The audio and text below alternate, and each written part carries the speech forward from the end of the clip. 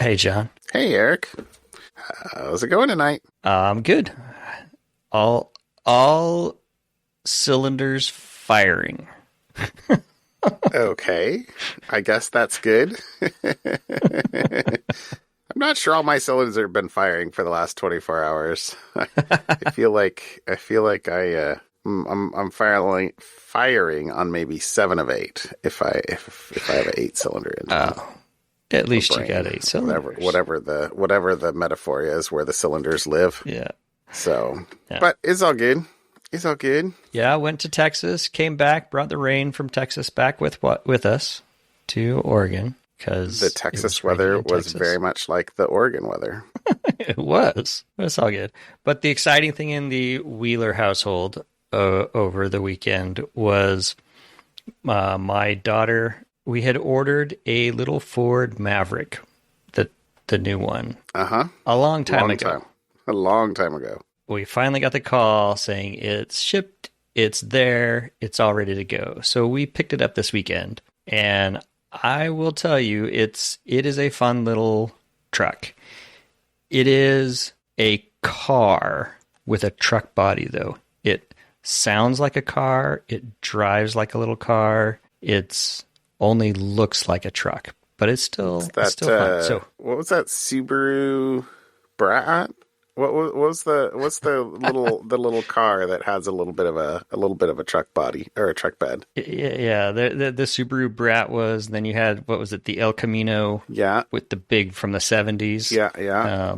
The truck and bed. Yeah. The Hyundai has the Santa Cruz. Yeah. Honda has the Ridgeline, which is basically a Pilot with the butt chopped off it. Yeah. It's all the rage. Anyways, it's it's a nice little truck. Yep. Yeah, it turned out. So we go and pick it up because I had told them we'd already pre-negotiated the price and everything. I already knew what the price was. We'd ordered it, and I emailed them and said, "Tell me what you need because I want to come in and just pick it up. I don't want to sit and wait. I'm not doing any financing. We're just coming in, giving you money, and leaving. I don't need offers, all that stuff, right?" So they gave me So I sent them a bunch of paperwork, like they need my insurance information and driver's license and another number of other things. So we get there, and I'm just like hoping we can get in and out in under 2 hours, and it was an hour and 50 minutes. Oh my gosh! Are you kidding me? No, even though we had everything all prearranged, and even with that, we get it. We look it over. We didn't take it for another test drive because I'm like, we're taking it whether it tests. I mean, I can't imagine we're going to test drive it and say no. So it has a warranty anyway. Yeah, it's got a warranty. I mean, it's all good to go. So we get it home, and we're looking through some of the seats, and we find the license plate bracket in the seat. Like, oh, did they just not install this? Because in the state of Oregon, you legally have to have a license plate on the front and the back. So there was the little placard in the back with the dealer name and their little plastic logo. But the front didn't have one. And so I called them and they said, "Oh yeah, we don't do that. Sometimes people don't want it done. So you have to ask for it." Like, you're like, isn't it required by law? A requirement? Yeah. And like, yeah, you can bring it in. We'll have somebody whack it together. So I watch a YouTube video. So I Google it because I watch a YouTube video. I had the very first YouTube video that pops up is the Ford dealer screwed up the license plate bracket on the front. Now I have multiple holes in my bumper. Because he did it right. And so, I mean, because it's a kit, I've got all the stuff there. Right. And I watched the YouTube video, and there's like little notches in the plastic of the bumper. That you just get exactly where you're supposed to drill. Yes, exactly where you're supposed to drill. And he was showing me where the dealer, because it was crooked and it wasn't even right and it was off. So I'm like, maybe I just want to do it myself because I have all the stuff. And then but what I didn't have is there is this poly rivet gun that, it's basically it's a rivet, but it's plastic. It's a hard plastic. So you poke it in, and I didn't have this little gun. And I'm like, okay. How much is this tool on Amazon? and how fast can they get me this tool so I can just do this myself? 11:27. Pretty much.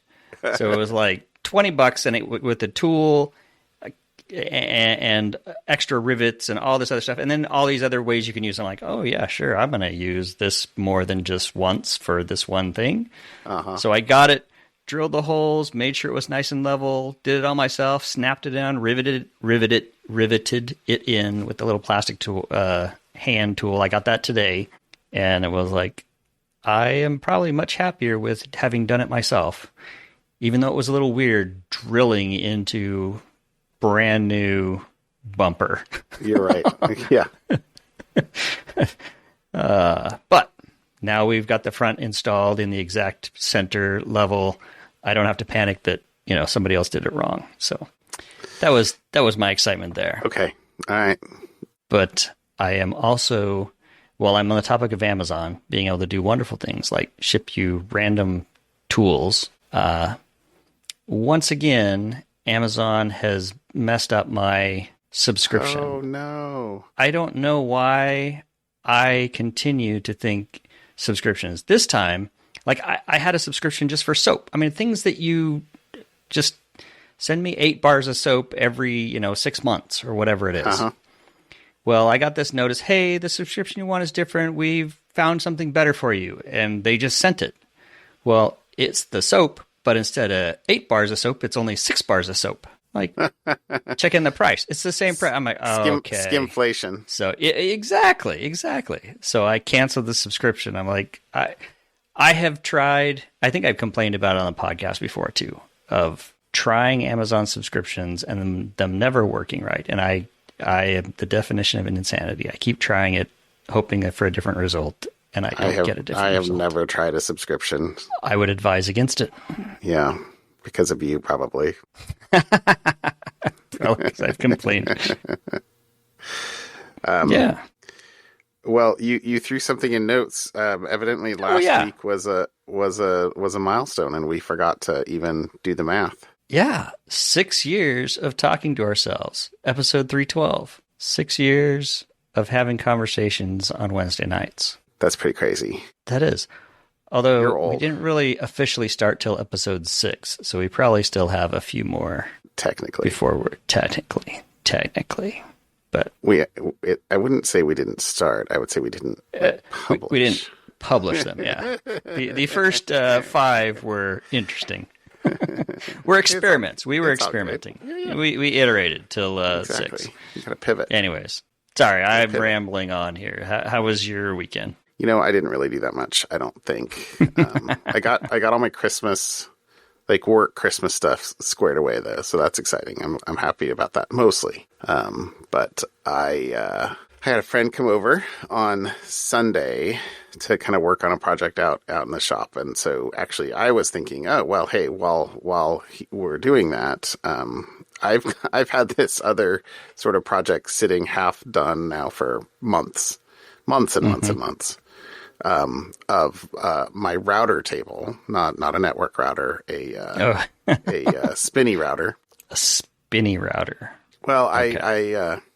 I even have a project half done that I was like, I need a better bit in my router table. But the router that was in there, I didn't have the right collet for it to take a larger diameter router bit. And it was an old router. It couldn't even bind them on eBay. I looked. I did a bunch of Googling, blah, blah, blah, blah, blah. And then I was like, all right, fine. I'll just go buy another router. Went and bought another router, took apart the router table to mount it to the lift, and then realized, oh, it is broken. So, it's one of those things, right? You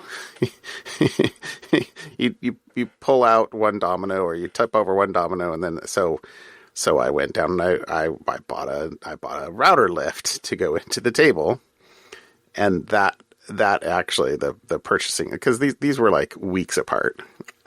Right. This past summer. And so I have had on my router table a brand new router, new inbox, and a new router lift sitting for, several months for me to waiting for that to pop to the top of the list. Yeah. And while we were sitting out in the shop doing some other stuff, actually waiting for the laser engraver to work, instead of just kind of sitting there and chit-chatting, I was like, hey, I kind of figured since we'd be sitting out here working out here for an hour, I would get this set up. So got it all set up, which I'm really excited about it. And now, like literally the project that was half built, has been sitting on my, table saw for however long it's been. So now I'm going to have to go finish that at some point. Maybe over the Christmas break.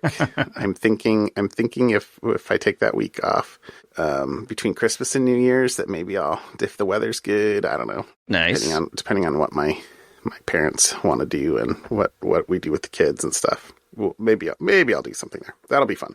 But that was it. I mean, it was fun for me, but probably not the definition of fun for anybody else in the entire world. Yeah. Yeah. Okay. But it was good. Okay. It was good. Yeah, looking forward. Oh, sorry. I did have one other thing. So I went to do Christmas cards. And no, you do Christmas cards once a year. And yes, we have done Christmas cards and photo books from Costco Photo Center for a very long time. A very, very, very long time. Costco Photo Center long is no enough more. That my Costco Photo Center login email is one that I never check. It's one of those accounts that's old enough that I have it in one password, but like, if I had to say forgot password, I would have to go like log into my Yahoo account, which is just filled with spam, these days. Anyway, so I'm sure Costco sent me emails that I ignored saying that Costco Photo Center was going away. I got multiple. And I'm sure that I am personally part of the reason why Costco Photo Center went away, seeing as it has been 11 and a half months since they probably sent me those emails, and I have not known or cared because it was not my time, my time to go and do the photo book and the the Christmas cards. So they did they do a partnership with Shutterfly. Fine. Whatever. Shutterfly, of course. I spent an hour in chat with them to try and figure out why I couldn't import my photos from Costco Photo Center, even though you supposedly can through the end of January of 2024. And as a person who has played and worked on computers for a long time, I know what the problem is. The problem is that I do not want my Shutterfly account to be the same email address as my Costco Photo Center account, and so I did not make them the same. And they do not, I'm sure, support importing, because every time it says import, yes, bind to your Costco account, verify your Costco account, and then you click on the email in there, it comes up and asks you to create a Shutterfly account with the Costco Photo Center email, which is what I do not want to do. And you can't edit it. So after a very long time on chat, she's like, I have to escalate that. There must be a technical problem. I have to escalate this to my technical support team. They'll get back to you in 2 or 3 days.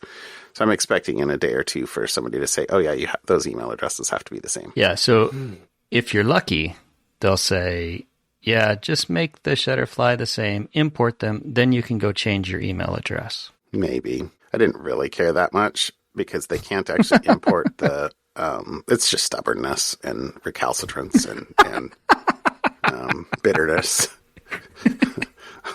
So it's now just the get off my lawn part of the, don't you guys know how to map a key in a dictionary?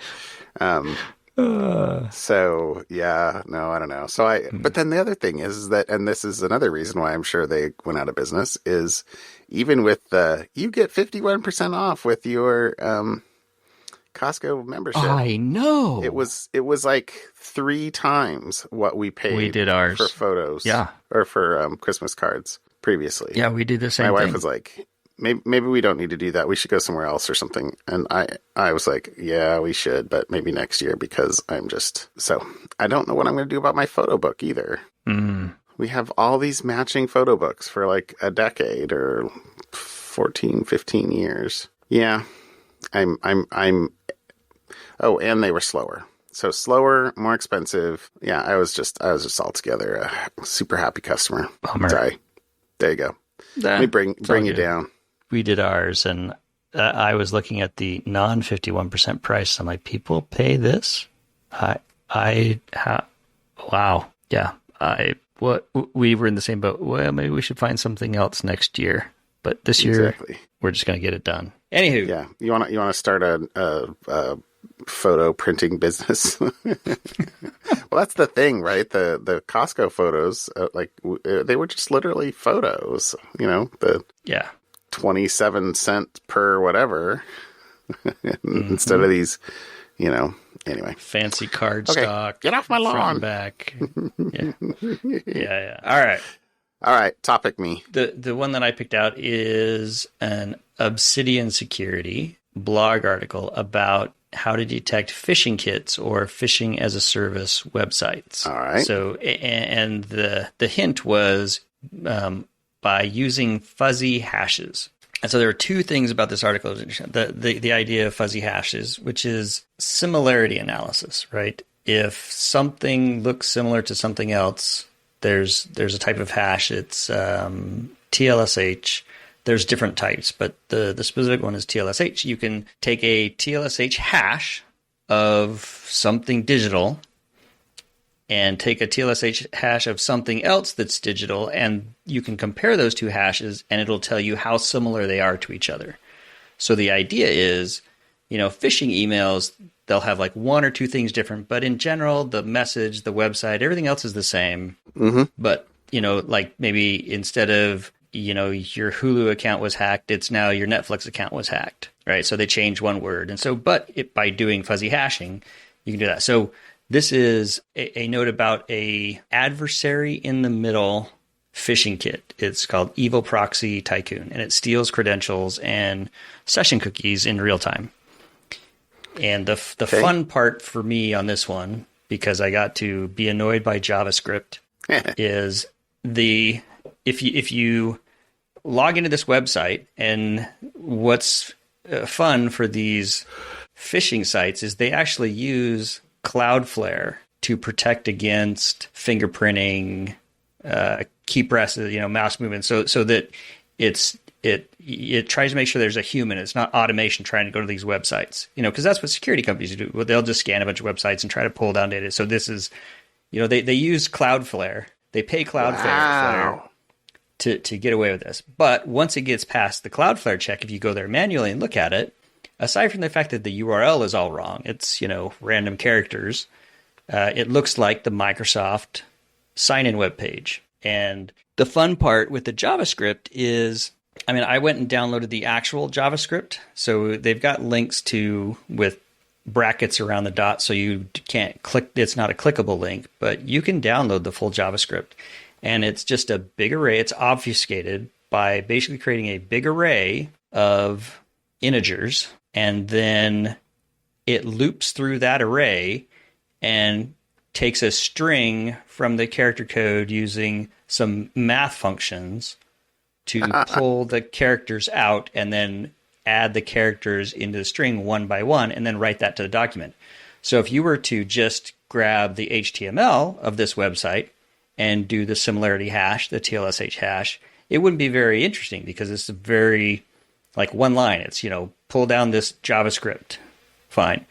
And so the point of this article was, what you don't want to do is just grab the TLSH of the website. You want to take a TLSH of the actual rendered DOM in memory, because then when it renders the DOM, that actually has the images and where it's going and how it looks like the Microsoft website, the Microsoft login. And so I thought this was just kind of a fun, very tricky approach to making sure that if you're going to do some scanning of websites, similarity hashes are very useful and becoming more useful. I think most people will probably be familiar with Shazam or any of those music matching, hold your phone up and have it link, have it just listen to a section of it. That's how it figures out using these type of similarity hashes, right? This fuzzy hashing. I thought that was a fun article. It's not very long, but it's an ode to yet another reason why JavaScript is horrible.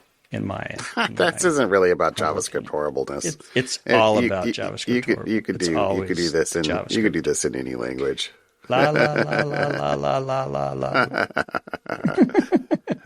But I guess I will take away the thing that targeting the correct time of when to actually do that is really important, and doing it after the DOM has been rendered, fully rendered, is very interesting. And also, what in the heck, Cloudflare? Right. So, anyways, in their conclusion basically is, hey, there's lots of different ways to catch, detect, block phishing websites. Fuzzy hashing is another way to help the good guys fight off the bad guys. So, if you're not familiar with fuzzy hashing, things like TLSH, go read up on it. It's pretty cool. Very cool. Okay. All right. Okay. I have two articles tonight, and two something funs. Two things in the something fun section.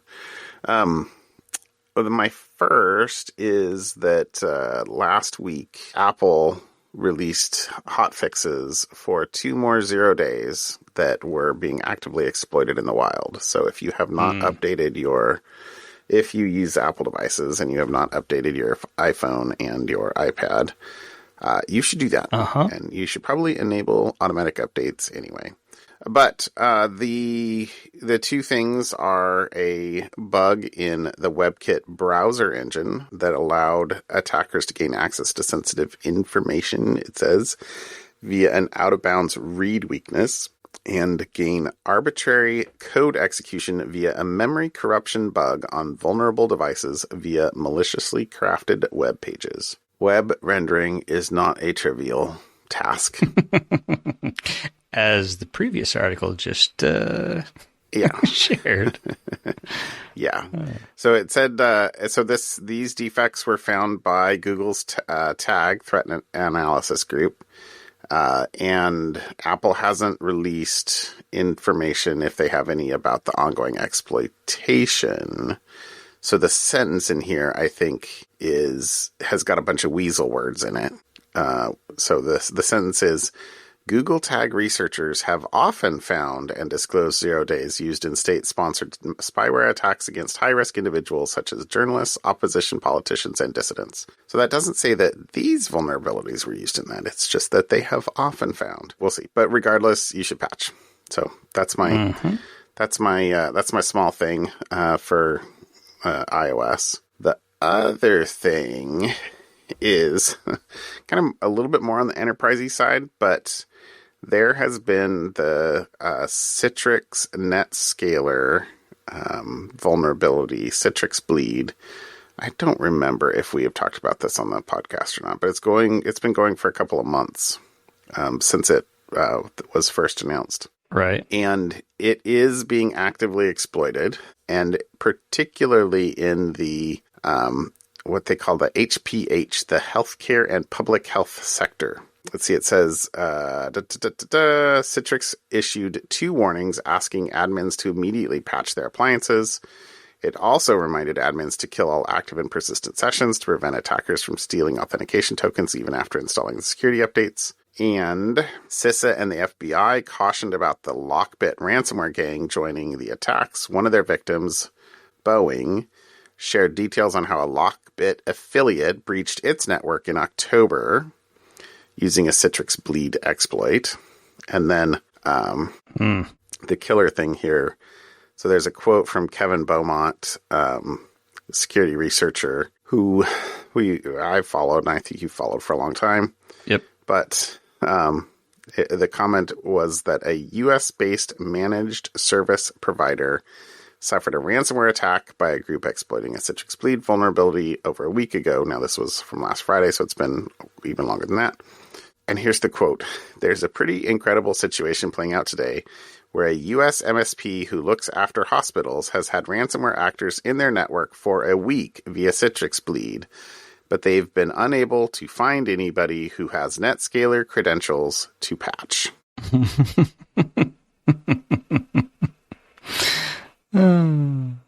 Okay. I think we could call that an MI. Mission impossible. Major incident. Oh, sorry. Mission impossible. Depending on. Anyway, let's see. What else did I pulled out a couple other things about this, but in mid-November, there was a Japanese threat researcher who told Bleeping Computer that over 10,000 Citrix servers, many of them belonging to critical organizations in many countries, were still vulnerable to Citrix Bleed attacks more than 1 month after the critical flaw was patched. And then here's the final quote. This situation also demonstrates the aggressiveness by which foreign ransomware gangs, primarily Russian-speaking groups, continue to target hospitals and health systems. Ransomware attacks disrupt and delay healthcare delivery, placing patient lives in danger. If you are in the network business, make sure that your Citrix devices or NetScaler devices are patched. There you go. Yes, please. There you go. Yes, please. 10,000. There wasn't data about what it is now. It's been a couple weeks since that number. All right. Anyway, there you go. There's my topics for the night. All right. Well, my something fun is going to be super short. So I had a short article and I got a short something fun. The International Space Station turns 25 years old. That seems crazy to me. Ooh. That the ISS has been up in orbit for 25 years. And there's a YouTube video basically of NASA doing a, happy birthday. Wow. International Space Station. So there's my something fun. Space for the win. International Space Station. 25 years old. 25. So 90, 98, huh? That's the math. Yep. I have a child who is almost that old now, who was born a year after the space station went up. Right? I am old. Yeah, you're only as old as you feel. And also as how many photo companies you've gone through. Anyway. Okay, so I have two. My first is not really a fun thing, but it is an acknowledgement that an investing legend died last week. Mr. Charlie Munger, who was Warren Buffett's right-hand man at Berkshire Hathaway, died at the ripe old age of 99. But I guess that counts as old. Charlie Munger is somebody who I have not read a biography about him, but I've read lots of stuff. I should probably go find and read whatever the seminal biography is. But seemingly a pretty decent human being from the stuff that I have read, in addition to clearly a very successful and interesting person. So I pulled a couple quotes out of the article I'll put in here, but it said that Buffett credited Munger with broadening his investment strategy from favoring troubled companies at low prices to focusing on higher quality but underpriced companies. He was the one who persuaded Buffett to sign off on See's Candies, buying See's Candy in 1972, a very long time ago, for $25 million, even though the California candy maker had annual pre-tax earnings of only about $4 million. It says, he weaned me away from the idea of buying so-so companies at very cheap prices, knowing there was some small profit in it, and looking for really wonderful businesses we could buy in fair prices. The quote from Munger is, it's not that much fun to buy a business where you really hope this sucker liquidates before it goes broke. Anyway, so R.I.P., rest in peace, Mr. Munger. The fact that he was still doing shareholder meetings and active at 99 is pretty dang impressive. But so that's not really fun, but it's an acknowledgement. So the something fun is that McDonald's is trialing a spinoff. I saw that. It is CosMc. Space themed. Yep, space theme or something like that. So they plan to open 10 CosMc locations, including 9 in Texas, and then spend a year analyzing the data to decide whether they'll expand. But it evidently CosMc was a mascot, a McDonald's land mascot that was in advertisements from the late 80s and early 90s. An alien from outer space who craves McDonald's food. So there you go. So you can But go it's to not Texas. a full-on food, is it? It is a It's grab not like and go kind of thing. Well, it sounds like. Ooh, So wait. the art what? Because it's CosMc's COSMCS .com. That website probably wasn't taken. You can go to that website and then you get their whole menu. Oh. Well, it said They do it have said that they would sandwiches. have like a few of them. A menu includes old favorites such as Egg McMuffins and M&M McFlurries, Yep. as well as new items such as churro frappes and pretzel bites. So I don't know. I assume that it's a very small, high sugar, high calorie. They have the grab and sausage go. McMuffin with egg and the bacon McMuffin with egg, What else do you want? and a spicy queso sandwich, and a creamy avocado tomatillo sandwich. Well, you'll have to Wow. go to Illinois or Texas in order to try it out. I think I'm all right. Exactly. Or you could just go down to, the local I can get McDonald's a and get the same sausage thing. McMuffin with egg anytime I want. All right. Anyway, there you go. Good stuff. There you go. Fun. All right. All right, my friend. Thanks, John. Have a good night. We'll see you next week. All right. Bye. Bye.